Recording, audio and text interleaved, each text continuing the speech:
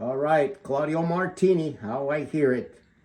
All right, we're going to do a little review today, a tabletop review on the McIntosh MC 252 that you see before you right here. Take a quick walk around. This thing is absolutely a gorgeous piece of equipment. Walk around here.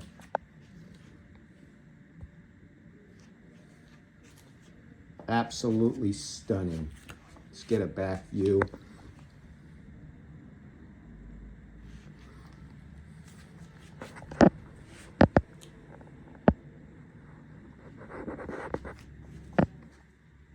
Unbelievable. All right, we're going to do a sit-down review because this is an amplifier. This is a generation that not many people talk about. I don't know why, but let's get into it. All right, we'll see you in the video.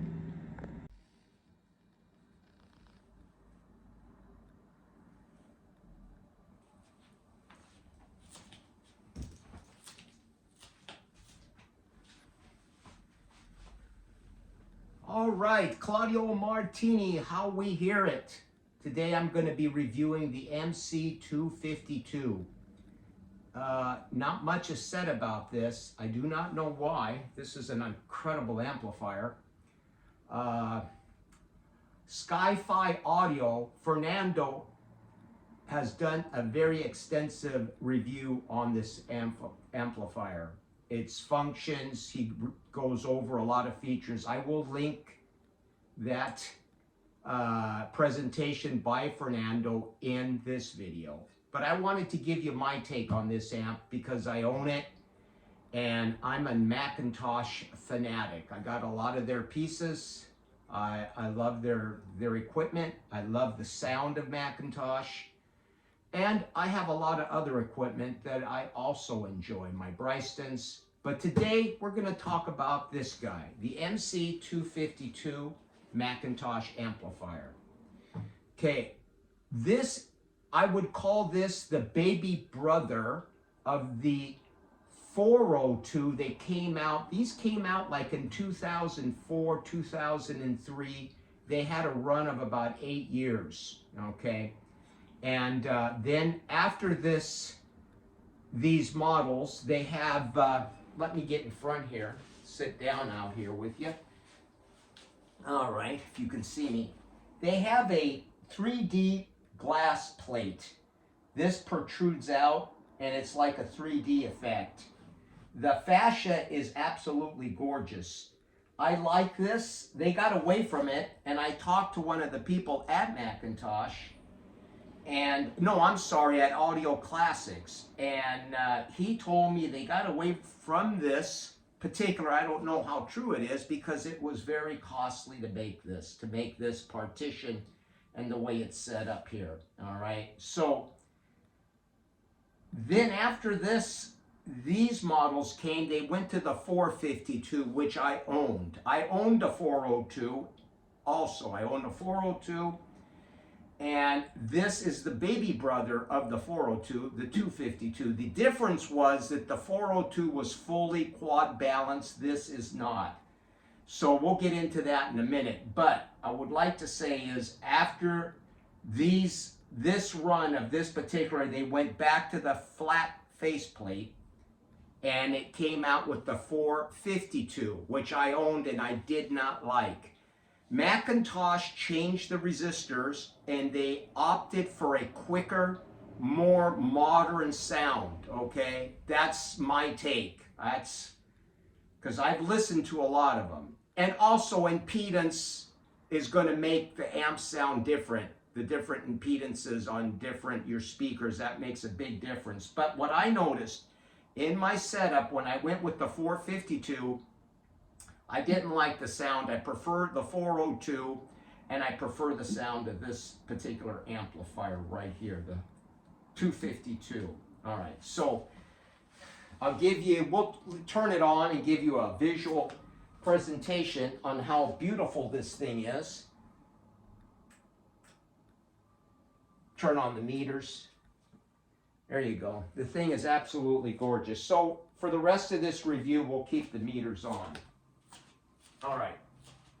So let's get into this nuts and bolts of this amplifier. All right. I experiment. I listen to a lot of equipment. I have Klipsch La Scalas from 1978, I believe 79. And I am the original owner of these speakers. They've been meticulously maintained, and I've never, ever had to have any service on them. They're in a climate-controlled room, so there's no need for them to go bad. And I have a good, how would you say, a good ear on how, when I change things, the La Scalas will let me know right away. I can tell little tiny minute differences from amplifier or piece of gear, wires, cables, power cables. It comes all the way through. I can actually hear it. All right, so with that being said, let me get into these amplifiers. These amplifiers, in my opinion, the 402, the 252, and the 501s are all from this era. All right, they all have the same. Now, believe it or not, this amplifier resembles the 501s, the 501s, more than I think any other amp. They're very similar in sound. The 501s compared to this 252, they sound very similar. So let me run that by again. I don't know if I said 502. The generation that was at this time, back in 2004 when these came out, was the 252, this was the baby, 402, and 501 monoblocks. In that era, they all shared this 3D faceplate. And they all sounded very, very old type style McIntosh, organic, richness, full sounding. And then McIntosh went on this different road. It still has, you can still hear that it is a McIntosh, but they got a little faster, a little cleaner, a little bit more refined, you could say. But I prefer this sound. This is the sound of the true McIntosh, in my opinion. This is just my opinion. A lot of you will disagree, but it is my opinion that this particular amplifier and the 402 and the 501s have that true McIntosh sound. Now, this the 252, MC 252, compared to the 402 that I had, the difference is going to be that the 402 had 400 watts per channel. This has 250. And the 402, a lot of people will say was, how would you say it? Cleaner, more robust, and it was quad balanced. So it was a quieter amp, okay? This, I think, is 110, 105 dB signal to noise. The 402, I think, was way up there, like 120. So it is a quieter amp because of the quad balance circuitry in that amp. But it is also my belief, okay, this is just my opinion and how I hear it, is that when you start cleaning things up and adding things to get the sound and the specs cleaner and cleaner, I think you lose a little bit. I actually prefer the sound of the 252 over the 402, all right? I do. I've had them both, so I know what they sound like. The only thing that I would say, that if you have inefficient speakers, okay, if your speakers are not like I have, the Scalas, they're like 105 dB. If you have speakers that are not as efficient, then I would opt for a 402, okay? So with that being said, it depends on how your setup is, what kind of speakers and efficiency your speakers have, all right? So 250 watts, we all know that that's underrated. I would bet that this little guy, I bet it's pushing 300. The same with the 402. McIntosh is very conservative about rating their power on their amplifiers. I was told by McIntosh that my 402 was probably putting out actually 450 to 460, and it's also true with this guy right here. This guy's probably pumping out 300 easily. All right. All right. How does this sound? Organic, layered, and rich. Is it hyper detailed like my Bryston 4B SST2? No, it's not. But they're different amplifiers. The 4B SST2 squared that I have is phenomenal. Very, very quick presentation, extraordinary detail. Everything's there. It's like looking through a glass window. This, on the other hand, is going to be layered, textured, romantic. These are just some of the things that come to my mind. Melodic in sound nature. You can listen to this night and day. It'll never fatigue you. And I would say almost, I would say tube-like sound, okay? If I can even say that, but that's how it sounds to me. Very tubey, very laid back, and really, really nice sounding. And don't get me wrong, you have plenty of detail with this. It's not like there's no detail. Absolutely there is. It's just not going to be like a Krell or a Bryston or something very opened up. It just has its unique sound, and I believe that is in due part to the autoformers that McIntosh is known for. These two big guys right here. The autoformers give this amp its unique sound signature. And that's true for all Macs. Now, having the 2105 that I have a review on this channel of the 2105 that I also own, and that amplifier is also one of my favorites. It's different in sound, that it's not going to be as rich as this. Don't get me wrong, the 2105 stands pretty damn close to this guy here and a lot of the newer stuff. It's just not going to have the dynamics and the hard-hitting punch that these newer amps have because they're older amps. But I will tell you this, the 2105 is one of my favorite McIntosh amps. These guys here are next in line. The 402, 252, and the MC 501s. All these are all MC 402, MC 252. This guy here and the MC 501s are phenomenal amplifiers. They have a beautiful sound. They sound awesome. So I just wanted to get this review out here. And I know, I said that I want to keep this a fitness channel, of course. This is mainly a fitness channel. But from time to time, I want to break off and break the monotony. And this is a true love of mine, is audio. I love this stuff. It's in my blood here. And I'll tell you, I love collecting this stuff. I have many pieces here that I collect.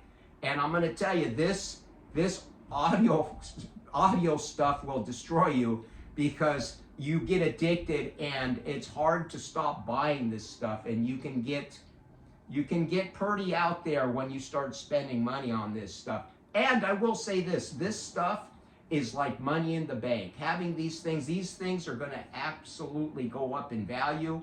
I believe all these old vintage pieces, they're kind of on a kind of leveled out right now, but I think in the near future, you're going to see these things skyrocket in price because you can't get them anymore.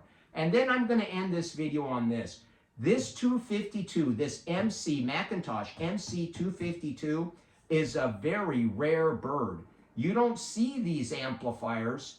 I was so fortunate to find one here locally a while back. And I'm going to tell you, it came with a box from the original owner. It was like a gift, like right there. I had to jump on it. And I'm going to tell you, you don't see these amplifiers very, very often because they sound awesome And a reason for being is that these amplifiers, I'm gonna unplug this for just a second here.